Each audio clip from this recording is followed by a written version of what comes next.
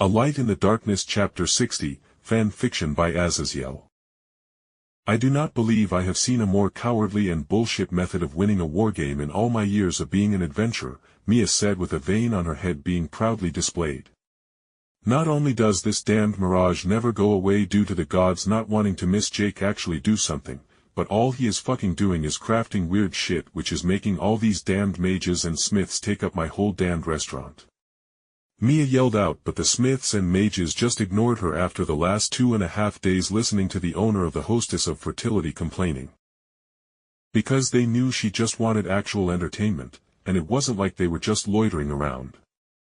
They were constantly buying food and drinks as they watched Jake combine rain and water-themed clothes, an umbrella, and a floaty of all things into a badge somehow that allowed Jake to summon a thick rain cloud that would repeatedly strike the area with lightning. Oh, Mia, calm down. Don't you love the business anyway? A skeevy voice spoke, and across the bar was the god Hermes, who likewise watched Jake making nonsensical things that only his precious Azazyel could slightly match. Just that weird badge that allowed him to summon lightning was probably worth the same value as Azazyel's Hades cap, that would make people invisible, but it was plain that Jake made his with materials that were worth less than a couple thousand valis, whereas Azazyel spent literally millions on the materials that came from monsters deep in the dungeon. Bah, but there is no singing and merriment, just a bunch of dumbasses just staring at a magical vision and trying to steal or copy someone's crafting abilities, Mia said bluntly, and more than a few people's eyes twitched at the reminder that they had no damned way to copy what Jake was doing. Like, seriously, how does a common floaty and umbrella allow you to make small storms on demand?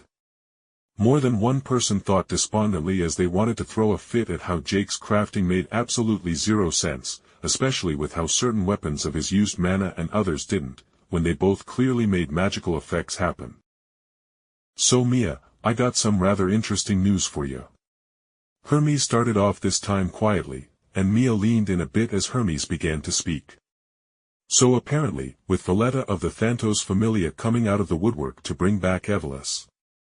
Apparently, the Dis sisters Vina and Dina, seeing Mia's look of complete confusion, Hermes nodded grimacing. Yeah, those complete psychopaths are also back as well, and somehow they both reached level 6, and with their prior skills boosting one another. Hermes left off, and Mia brushed her hands over her face. But that makes no fucking sense, Hermes. I was literally there when those two were fighting Freya's Hayden and Hogni with Dina dying directly in front of me, and I thought Vina died later in the dungeon. Mia hissed heavily, discomfort at this damned news. She had an interest in another longest night of Auroria or dealing with the masses of thousands of completely mentally broken suicide bombers, who were convinced that if they gave up their lives, they would be sent to the promised land by the evil gods in Tenkai. Hermes shrugged as he spun his drink around. Mia, shit is going down, and I need you to tell Freya that she needs to get off her high horse and tell her little sycophants to get off their asses and clear the underground and such. Loki cannot deal with Valletta greed, the Dis sisters, and Vito has also resurfaced this time working with Valletta, and worse, they are all level 6. Hermes said, hauntedly as he put down his mug. Before they could react, a thunking noise rang out as a wooden plate fell to the floor, and as the two looked over, they saw Rio woodenly bend over to pick up the plate. My mistake, Mia. I will be cleaning some dishes before turning in early, she said excusing herself as she kept her head down, looking upon her plate so none could see the dull face the elf was making at hearing how Vito was still alive. But she made the mistake of allowing Seer to see her dull eyes as she carried the dishes into the back kitchen of the Hostess of Fertility. Rio.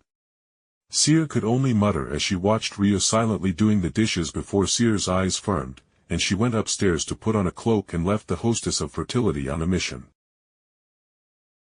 Within the Tower of Babel, it was still pandemonium 2 days later after Seshet announced Jake being the new record breaker, who had since broken Ace's level record over his knee. His new name is Cheating Cheat. One god yelled, and then another yelled over him. No. He slept with Seshet so he needs to be called Furry Lover. That god yelled, but then yelped as Seshet sent him a tired scathing glare. This is not the quarterly Donatus, that will be determining our adventurers' titles, so save your childish and asinine names for later. So, Apollo, you ready to accept your loss? Seshet snarked to Apollo, whose face twitched at Seshet's smug face. Apollo snorted as he glared at Seshet. He could only watch as Jake simply slept in his bed comfortably while his own familia had long given up and gone home. But the sun god, although idiotic, wasn't inherently stupid and knew he had no grounds to call Jake's method of winning the games cheating, as at its core, the Wargames was built around making mortals win the Wargames however they could. Whether it be by killing all in opposition or just capturing the objective, it didn't matter so long as the inherent rules of the specified game were followed. Fine. Seshet, you win. Apollo said tiredly as his head thumped against the wooden backrest of his chair. My adventurers will clear out the Sunset Manor, and you can take Dash. Before he could continue, Seshet raised a hand. She said firmly. I don't give a damn about your property, I just want the monetary value of it in my familia's coffers. As mine already has a far greater property anyway, and it is actually defensible, and none can harm us within.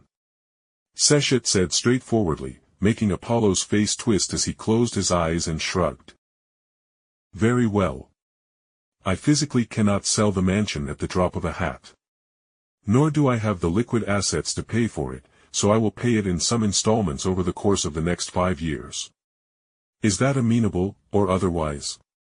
As my familia is being banished from Orario, I will simply pay nothing at all, as I cannot meet your demands.